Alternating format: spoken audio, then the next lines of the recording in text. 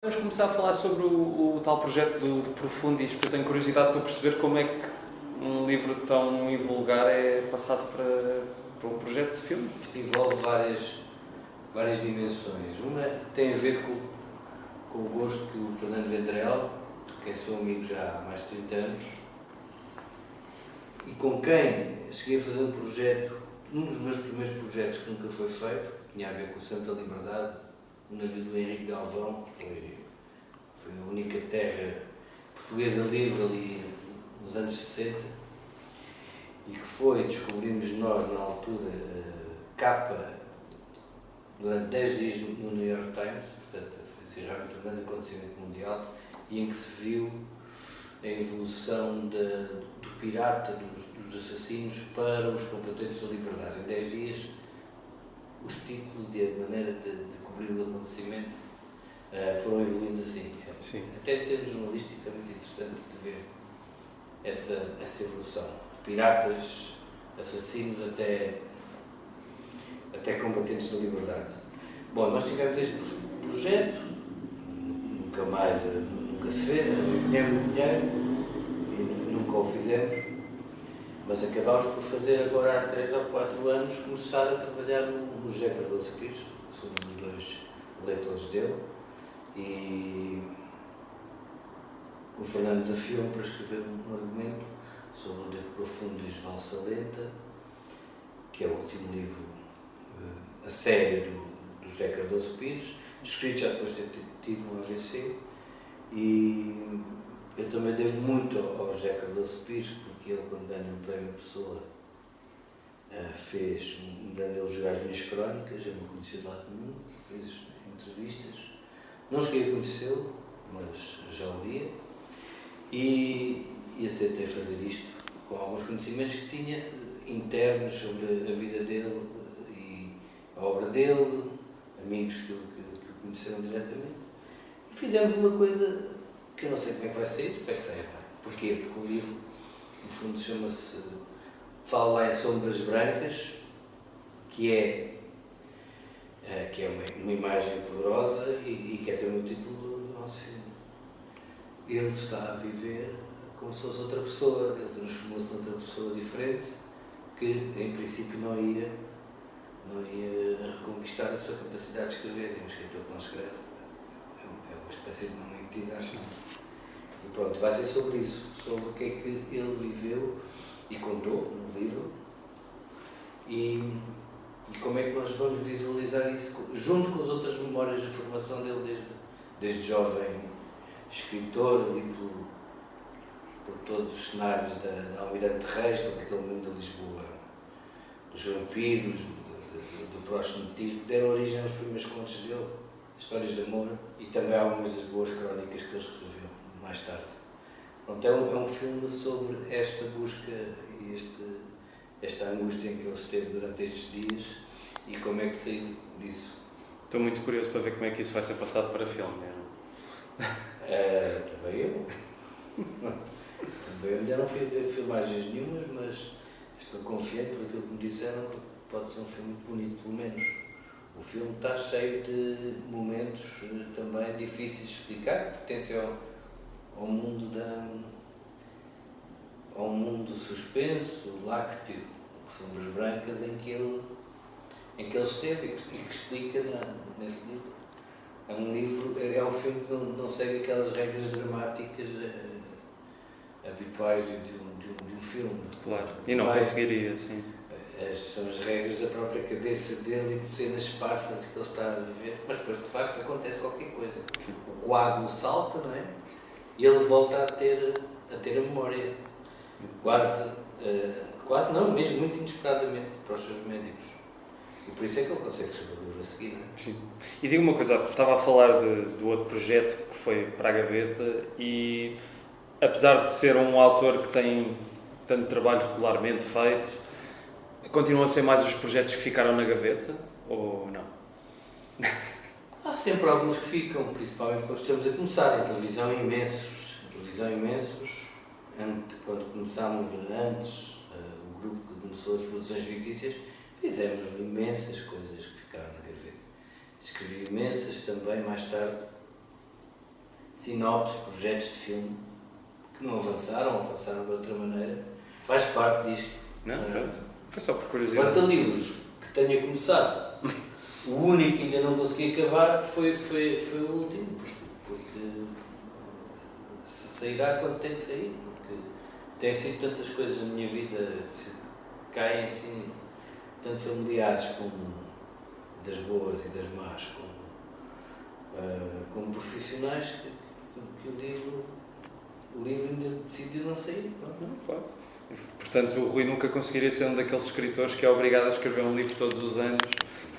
Isso é que eu nunca asseguraria na vida, porque tenho demasiado respeito, e aqui já estamos a falar mesmo do centro do meu trabalho. Tenho demasiado respeito por aquilo que me deu os melhores momentos do meu trabalho. Fiz jornalismo num sítio ótimo, fiz humor, fiz cinema, mas de facto não vou nunca pôr-me com prazos irrealistas para escrever um livro com o qual não esteja de acordo. Acho que a gente deve concordar com os nossos livros, não é? Claro, faz sentido. E falando no jornalismo, até por causa do Última Hora, que eu fui ver e li, e em ambas desatei gargalhadas constantes, mas há um pormenor que eu acho delicioso, que é a questão daquele estagiário infiltrado que aparece 2 vezes na desgraça, e ao enunciar a desgraça depois perguntam aos intervenientes como é que se sente. Eu queria perguntar se o Rui, enquanto jornalista, alguma vez lhe aconteceu sem querer deitar essa pergunta cá para fora. Infelizmente acho que já aconteceu, porque quando somos enviados para os Leões, para o meio de uma tragédia, talvez não tenha sido essa frase, que é uma frase absolutamente indecente, que nunca deve ser usada. Eu, como a vi muitas vezes na televisão, e não só, que no fundo é uma espécie de clichê para safar a coisa, em incêndios, em desastres. Sim, constantemente, sim. Como é que se sente? O que é que uma pessoa pode dizer quando lhe morreu um filho, não é? Sim. Nem se deve fazer a pergunta. Exatamente. Eu recordo com muita força o dia em que eu pus também em causa a minha vontade de trabalhar na sociedade do público, não é? E o Público é um jornal que respeita, pelo menos no meu tempo respeitava, também um bocadinho de intimidade das pessoas, no sofrimento. Mas lembro muito bem que me zanguei com o responsável, eu era ainda estagiário, que queria muito que eu fosse falar com a família de uma senhora, que aliás era importante, fazia parte do governo, mas que morreu durante o trabalho de parto por complicações devidas ao facto de ter ido para um sítio, um hospital privado, para onde não devia ter ido. Pronto, aquelas coisas que acontecem.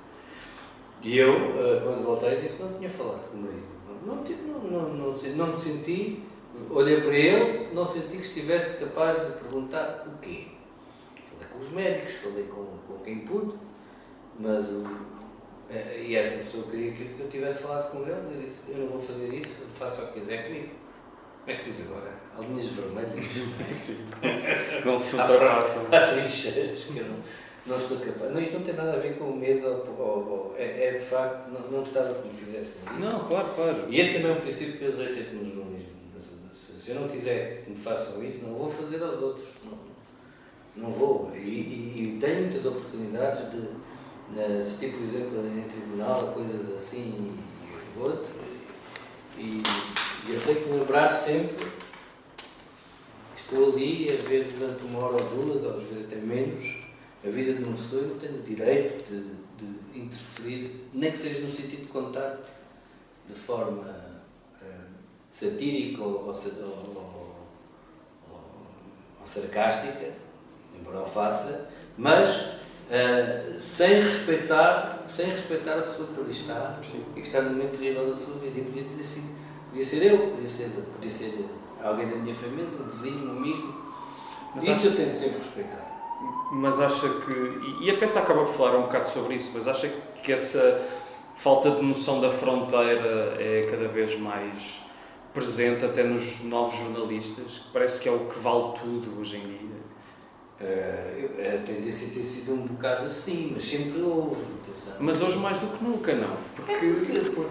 Porque esta coisa da tabloidização, que é uma palavra que começou, como lembro muito bem, o Lino Gomes, ainda nos anos 90, ou até antes, e a Inglaterra começou bastante antes, o da Sun, aquela maneira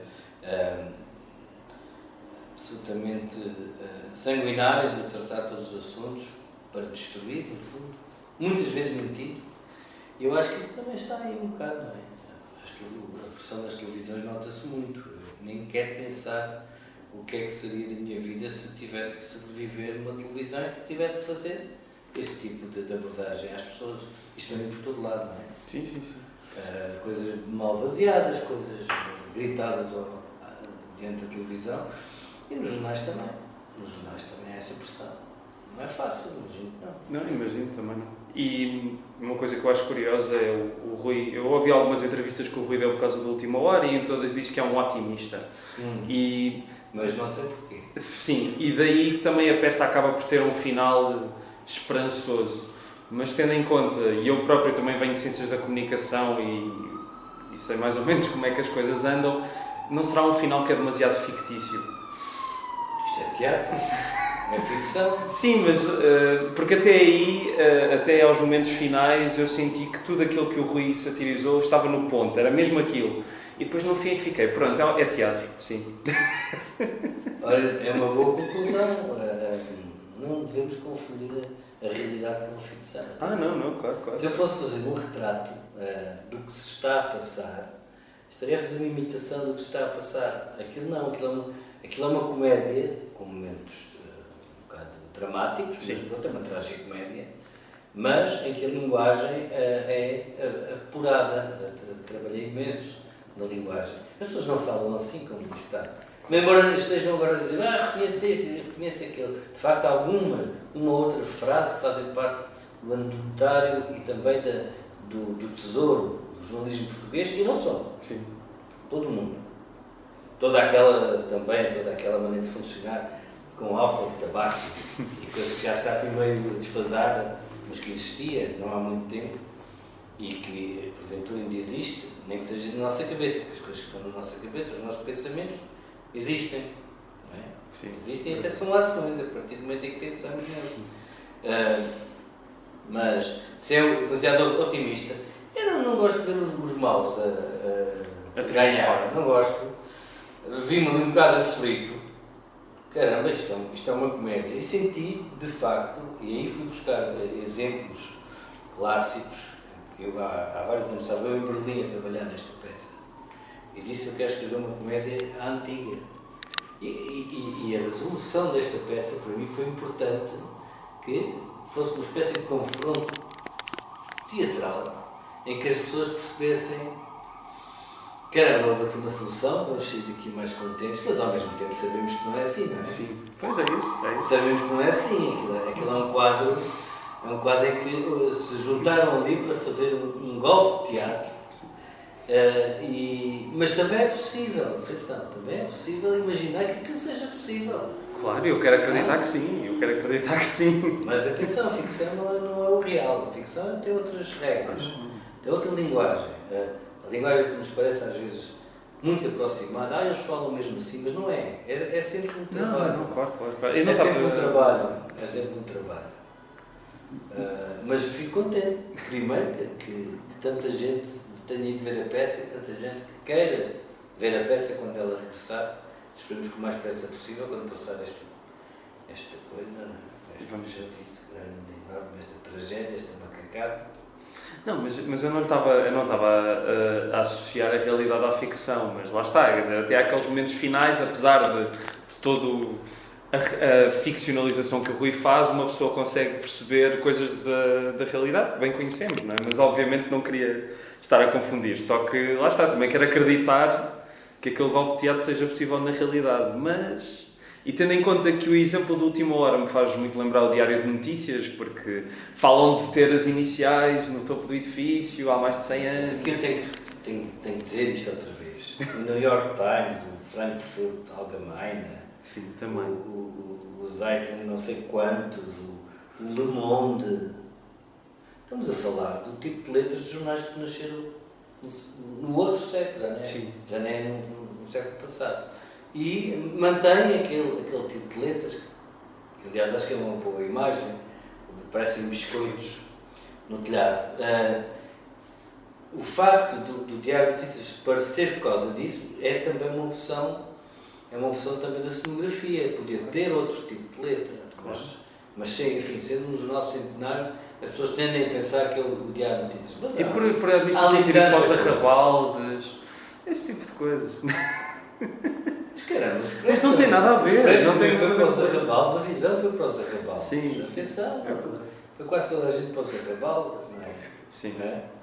E é assim em todo lado, quase todos os países em que a imprensa entra em crise, ou os jornais ou fecham, ou são, se o sítio onde estão vale algum dinheiro, acabam por ser tomados por, agora vou usar assim uma expressão também moderna, pelo capitalismo selvagem. Pronto, e é o que se passa aqui, é uma sucessão de coisas que estão a acontecer, eles estão ali a tentar sobreviver no jornal que está porventura a acabar. Sim. Não, mas não se zangue, Rui, eu só estava... Não estou zangado, estou a pensar, estou zangado é com a situação, não consigo, não é óbvio. Há uma frase da peça que eu acho muita piada e até apontei aqui, que acho que é o Coelho Martins que diz que de antes as pessoas liam 2 romances por mês na Sanita e agora sempre que vão à caganeira estão no Facebook. Isso é o diretor. É o diretor. Pois é o diretor, peço desculpa. Mas o Rui também deixou de ler romances nesse contexto? Olha, boa pergunta. Eu acho que toda a gente que se envolve nas redes sociais, e eu só me envolvi numa por motivos quase exclusivamente de divulgação do meu trabalho e saber mais ou menos o que está a passar. Eu acho que é um fenómeno global, não é? Isso teve resultados diretos no nível de leitura. Cá está, mas isto é uma comédia, pode falar nisso no seu tom de comédia. Ele, aliás, diz: se não gostam de papel, limpem o cu ao todo escrito, também é suave ao toque. E é verdade, mas esta frase foi-me dita por um amigo. Eu estava a conversar com ele e ele disse-me assim: eu antes lia 2 romances por mês e era na casinha, portanto, era na sanita. E agora passo o tempo no Facebook. Eu pensei: caramba, se este rapaz, que é um rapaz que lia 2 romances e que já é uma média bastante grande para Portugal, assim, até mesmo exagerada para Portugal, está a fazer isto, é isto que se está a passar em todo lado, não é? Os franceses tinham umas casas de banho pequeninas, umas retretes, à venda aí, em que tinham sempre uma pequena biblioteca, e ainda há portugueses que fizeram. Eu tive uma vez a alegria de ter um advogado, estagiário, que tinha a casa de banho forrada com crónicas minhas do tribunal. Conta-me isto, eu achei isto, não se ofenda comigo, e eu ofendi, isso é um elogio tremendo que me está a fazer. Ele diz: porque quando ali estou, começo a ler, lembro-me que o direito não tem que ser frio, não tem que ser longe das pessoas. E é isso que eu quero. Bom, é uma das dimensões da vida, é a casa de banho, como é óbvio. Claro.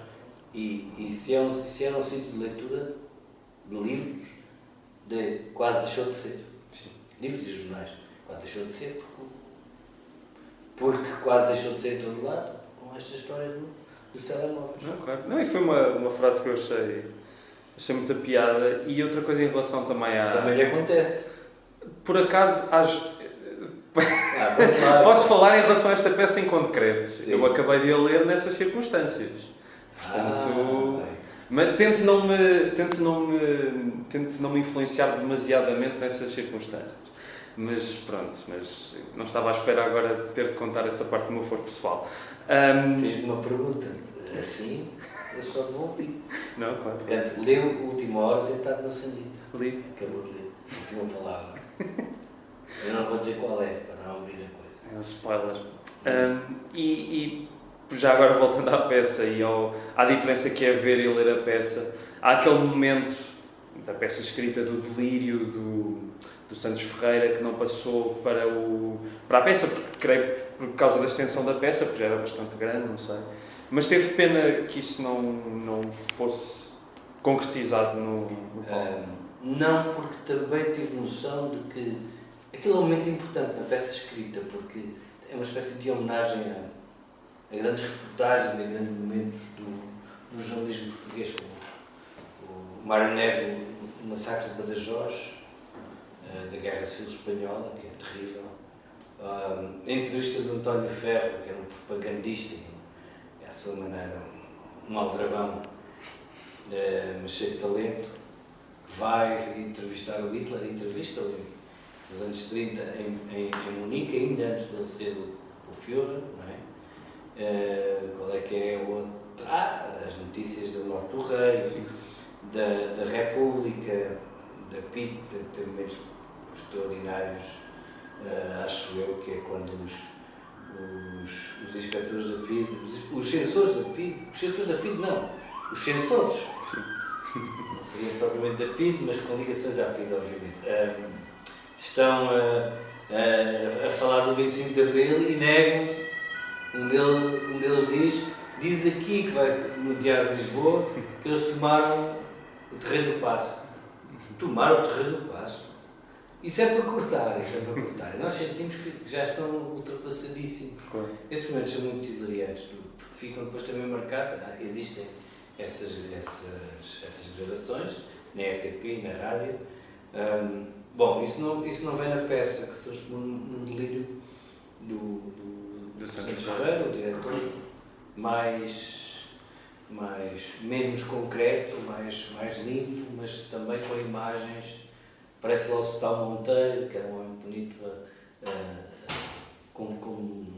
sentado na secretária, aparecem ardinas, aparecem as rotativas, aparecem tipos de todo o mundo e cumpre esse papel sem estar a carregar a peça com mais de meia hora. A peça já é bastante grande, mas lê-se bem, não é? Lê-se bem, lê-se muito bem. E responder outra vez, não me custou nada, porque o Gonçalo Amorim teve cuidado de me avisar logo desde o princípio que aquilo ia ser difícil, que estava a pensar fazer uma coisa mais plástica, mais experimental, e eu disse-lhe logo que sim, até porque no resto da peça o texto é respeitado.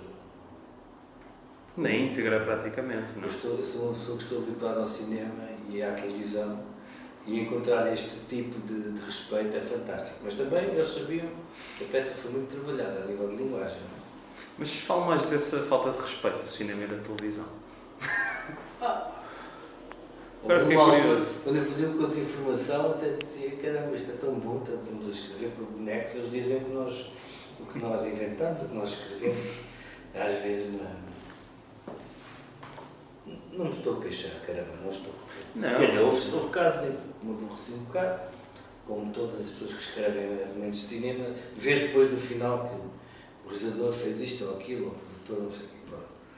Mas também me aconteceu, por exemplo, a intervenção do Tiago Guedes na Herdade, é uma intervenção já depois de muitos anos de trabalho meu, que é uma intervenção de recriação com base no esqueleto e nas personagens que eu tinha criado, com os nomes, com tudo, e eu passei por uma experiência interessantíssima que foi ver as personagens que eu tinha criado, aquelas pessoas, fazerem coisas que eu ainda não tinha visto. E foi uma experiência muito bonita. Quando isso acontece é fantástico. O cinema é um trabalho de equipa. O teatro também, mas há mais respeito pelo autor do que há no cinema pelo argumentista, que muitas vezes teve 90% das grandes ideias de um filme e depois não aparece, não é? Sim. Nós sabemos isso, e não é só cá. Sim. Quem é que fez isto e quem é que fez aquilo? Fala sempre do realizador. Isto não é queixar, faz parte da... Não, e também tem a ver muitas vezes com também, isto mais no caso, por exemplo, do cinema clássico americano, tinha aquele código de censura muito mais apertado. Lembro-me, por exemplo, que as peças do Tennessee Williams eram uma coisa e quando chegavam ao filme eram completamente amaciadas e... O sistema do cinema tem essas coisas, mas Mas enfim, compete-nos fazer o melhor que sabemos. Não, claro. E sobre os críticos de cinema, quão daquela pequena chamada do Santos Ferreira é que acaba por concordar, o Rui? Concorda com alguma coisa do que ele diz sobre o... Eu hoje não podcast, estou errado. Não sei, acho que a grande parte deles são muito fraquinhos. É o que eu posso dizer. Às vezes até sabem muito sobre filmes, mas como enfim, são fraquinhos, estão presos a muitos estereótipos, acho eu. O que é que eu posso dizer mais? Não, tudo bem. Só diz aquilo que quiser, não precisa... Preso a uma linguagem. Eu agora sou professor de guionismo na Universidade de Lusófona e tento ver isso. Ainda no outro dia estava a ver uma masterclass do Paulo Schrader, que escreveu o Taxi Driver. Sim. E vi que concordava imenso com uma série de coisas que ele dizia. E tem a ver também às vezes com a noção professoral das coisas. E eu concordo, enfim, o meu trabalho veio eu fui para jornalismo, mas nunca me passou pela cabeça vir a escrever sobre cinema, sobre teatro. Nem eu sabia que ia escrever cinema ou teatro. Eu ia escrever sobre pessoas. E depois isso veio por arrasto. Convites, ou porque isto, me sentei à noite, ou comecei a acordar de madrugada sem sono, com uma inquietação, e descobri também tarde que era isso que eu queria fazer. E com a ajuda de várias pessoas que eu respeitava, que me diziam: tu devias escrever isto, devias escrever aquilo. Fui encostando à parede, a certa altura. O Cardoso Pires fez-me isso, o António Levantunes fez-me isso, o Dinis Machado fez-me isso, portanto, foram assim as pessoas que eu mais respeitava que me fizeram, sem eu os conhecer, portanto, foi assim que eu comecei a escrever. Sim, senhor. E sobre... Estava a dizer que agora era professor na Lusófona. Como é que são os alunos? Os alunos, estou agora... Não posso responder porque vou estar este fim de semana a ver os projetos. Sim, ok. Portanto, não posso falar. São aplicados, são ainda novos. Às vezes faz-me impressão, e ontem estive a dizer-vos que vocês têm uma grande oportunidade, um grande privilégio de estar aqui, nestes momentos de enorme crise que está a começar. Aproveitem. Portanto, quando eu digo e quando vos mando o link com um filme para ver, para discutirmos aqui, fico aborrecido se uma semana depois não aparecerem aqui e não viram o filme que eu pedi para ver. Porque eu não estou aqui para estar a fazer resumos de filmes. Estou aqui para falar convosco e ensinar-vos a pensar como é que se faz um filme ou como é que se faz uma série de televisão. E isso. Mas, por outro lado, também sou professor na Universidade Nova de Arte da Crónica. E aí tem sido uma experiência que eu até me vejo aflito para ver se eles escrevem menos, porque eles todas as semanas e cada vez estão melhor. E eu, apesar de tudo, tenho um programa com aqueles que considero os melhores cronistas de língua portuguesa, homens e mulheres do Brasil, de vários sítios, Portugal, como é óbvio, e eles estão tão entusiasmados que agora estão sempre a enviar-me crónicas e eu discuto as crónicas deles com eles. É um ateliê. Eu só consigo trabalhar de facto nesse aspecto como professor. Foi uma descoberta minha, está mais ou menos recente, desde há um ano só, mas de partilha. O que tem sido um bocado difícil por causa disto, agora estar a usar a máscara, uns em casa, outros na aula, às vezes só pela internet, e aquilo que funcionava muito bem tem que fazer um esforço muito grande. E acabo sempre com esta voz como estou agora, rouco. Então não se preocupe que também não vou tomar mais tempo. Mas, não muito mais, só mais um bocadinho. Mas, por causa do facto de ter estudado Ciências da Comunicação, e como eu disse, eu também estudei, a impressão minha, ou foi só comigo, não sei se terá sido consigo, se calhar mais com a minha geração, mas parece-me que aquele curso não está assim... Está para aí 50% mal. Como é que é dizer? Já não é nada mal que esteja só assim. Não, ou mais, não sei. Depende... Não sei, se calhar é desta época em que eu sei que quando o Rui começou já havia as dificuldades todas que há, mas hoje, para uma pessoa da minha geração começar em comunicação é é muito mais tramado e parece-me que o curso não acompanhou isso. A peça também é sobre isso. A peça é sobre... Eu tenho um filho que de comunicação social, agora está a começar a trabalhar outra coisa, já fez um estágio num jornal importante, correu muito bem, mas à partida também já sabia que é quase impossível entrar. Bom, no meu tempo também, quando eu entrei, os meus camaradas, não é, colegas, meus camaradas entraram como estagiários, já houve também uma grande peneiragem, isto foi 800 e entraram 20, não é? E portanto, também não vamos dizer que era muito mais fácil para toda a gente, mas havia pelo menos uma esperança de que quando aparecia assim um jovem novo, como temos lá aquela jovem RCT, que é trabalha, é capaz de fazer 20 coisas diferentes num dia. E eu sei que há jornalistas a fazer isso aí. Sim. E que é terrível não poderem concentrar-se a sério numa coisa. É mais difícil ficar e mostrar o seu trabalho. Depois ganha-se miseravelmente, depois são repostos como prateleiras, não é? Como nas prateleiras, envoltos em celofane, lá está outra frase, que me saiu para explicar isto, como se fossem produtos de supermercado. E o curso eu não sei exatamente como é que está, sei que tenho lá bons amigos que se esforçam, mas não havendo saídas profissionais, e depois também há lá pessoas que já na minha altura eram uma desgraça, muito fraquinhos. Há um professor de Sociologia da Comunicação, eu nem vou dizer o nome dele, mas ele realmente já na altura era fraco. E continua a ser fraco, mas além de ser fraco, vinga-se dos alunos e dá péssimas notas, numa porcaria, de uma categoria, de uma coisa que ele para ali inventou, que é fraquíssima. Sim. E estamos a falar, como já ouvi dizer, aquela questão de... Também aparece na peça isto. Pronto, a peça tem, de facto, afloramentos de real em que as pessoas se reconhecem. Mas é a frase,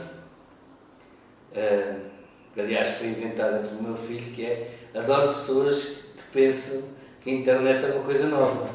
Sim. Só quer dizer que há pessoas que estão há 40 anos, há 30 anos a dar a mesma coisa. Sim. O mesmo curso, como se estivessem a falar ainda que o Pierre Bourdieu ou Foucault estivessem aqui e não tivesse havido nenhuma alteração radical. Sim. No nosso mundo. Exatamente. É ou não é? É, exatamente. Imagino que sim. É um medíocre. Já no meu tempo era, quanto mais agora. Passados tantos anos, enfim. Mas lá está, é tão estranho perceber que tudo o que disse é exatamente aquilo que eu pensei. Exatamente. Quando é que acabou o curso? Só para ter uma ideia? 89? Pois, 30 anos depois. Aliás, sim, 31 anos. Ainda deve andar a mesma merda. O livro é o mesmo. Olha, e só mais uma ou duas coisas. Gostei muito da inclusão daqueles certos do livro do Ernesto Sampaio. Acho que foi uma homenagem bonita. Não sei como é que lhe ocorreu, se foi uma ideia que se tinha logo desde o início, ou se foi... não sei. Eu tinha já a ideia de que ia pôr aquele poema do António Reis, que é de uma simplicidade aterradora, que tem a ver com a perda da mulher. Enfim, a perda. Ali não é a perda, mas já é a perda. Sei ao chegar a casa, qual de nós chegou primeiro no emprego, tudo se o ar é fresco, eu se deixo de respirar subitamente. Mas depois, já conhecia a razão, até porque ele colaborou no Público e foi crítico de teatro, mas com outro espírito. Creio que nesse aspecto, nesses tempos, havia uma maior qualidade. Às vezes também talvez mais maldade, mas como eu não estava a ser alvo de crítica, se calhar passava do meu lado. Mas a história dele é muito comovedora, pronto. Muito comovedora, e eu tenho um vizinho que o conheceu muito bem, o Albino Ribeiro Cardoso, um jornalista que aliás ganhou 2 ou 3 prémios Gazeta, trabalhou em Macau, e é meu vizinho, somos amigos. O Albino Ribeiro Cardoso tinha esse livro, Fernanda, e explicou-me, e é assim, eu vivo também daquilo que me dão. E ele disse-me que ninguém estava à espera, apesar de ele já ser conhecido, ninguém estava à espera que ele conseguisse, que ele saísse com uma coisa daquelas que é muito bela. E eu arranjei esse livro e resolvi pô-lo, até porque tinha muito a ver com o personagem que lá ia entrar. E reabilitei, acho eu, a memória desse livro. Sim. E fico muito contente, também serve para isso, né? Este trabalho também serve para lembrarmos os bons que se foram e que foram esquecidos. Eu por acaso não conhecia a história e depois fui ler mais sobre o assunto e quero ver se encontro o livro em algum sítio porque é uma história lindíssima. É da relação entre o Ernesto e a Fernanda. O Paulo Furtado, da Legendary Tiger, não está a dever nenhum, porque ficou apaixonado pelo livro, foi comprar 2 ou 3 e disse que não era para mim, mas ainda não me deu, tenho que lhe pedir. A miúda que faz, a Inês Coias, faz aquilo muitíssimo bem, em circunstâncias, quem viu a peça percebe, dramáticas. Não se tem falado muito disso, felizmente. A Inês é uma verdadeira sobrevivente, não é? Uma pessoa que sobreviveu num incêndio. E é fantástico. Sai dali no seu carro e até a opção de escolher aquela atriz que voltou depois num drama terrível, né? Perdeu parte do corpo, quem sabe isto sabe. O assunto não ter sido levantado, mas eu quero aqui levantar já agora a coragem e a qualidade daquela miúda que também se apaixonou pelo texto. Ela disse-me há dias que achava que o papel dela era o melhor de todos. Eu fiquei todo contente que uma atriz possa dizer isso. Porque é muito belo, aquelas palavras são muito belas. E o João Grosso conhecia. O João Grosso é íntegro, não é? Sim. O João Grosso é que levou a Fernanda, a mulher do Ernesto Sampaio, para cima, quando ela depois morreu, lá no teatro. À espera de entrar no teatro de São João. Sim. Olha, só para terminar e para não terminarmos numa história que ao mesmo tempo é muito bonita, mas também é muito triste. A peça também podia ter acabado de forma dramática, mas no fim... Sim. Não, e fez muito bem, porque de facto aquilo, se acabasse de forma dramática, era muito drama. Era mesmo muito drama. E há bocado estávamos a falar, só para terminar, estávamos a falar das suas crónicas e, pelo que eu percebi, está a ser preparada uma série a partir dessas crónicas. E como é que foi o Rui que selecionou as crónicas que seriam abordadas, ou como é que foi isso? É um trabalho em dupla com o Edgar Medina, com quem já trabalhei na série Sul. Exatamente. Uma série ótima, acho eu, que é pensada por ele e pelo Guilherme Mendonça, e depois entrei para ajudar a escrever os argumentos todos e para também a história, não é? E as personagens. Mas aqui fui eu e o Edgar convidou-me para isto, escolhemos uma série de crónicas verdadeiras que vão ser ficcionadas aqui, e depois há uma história global de uma família, uma juíza, que vai ter, como em todas as séries, os seus problemas, os seus momentos felizes, os seus momentos muito dramáticos. E eu fiz este trabalho em conjunto, estou a fazê-lo. Há mais pessoas, o Guilherme também escreve. Temos uma assessora jurídica que é também nossa amiga, que é a Elsa Sequeira Santos, foi minha advogada num caso onde foi a morte da minha mulher, a Teresa, e ela é muito engraçada, é ótima e também nos dá a parte da segurança jurídica, mas é um trabalho que tem sido feito por mim e pelo Edgar.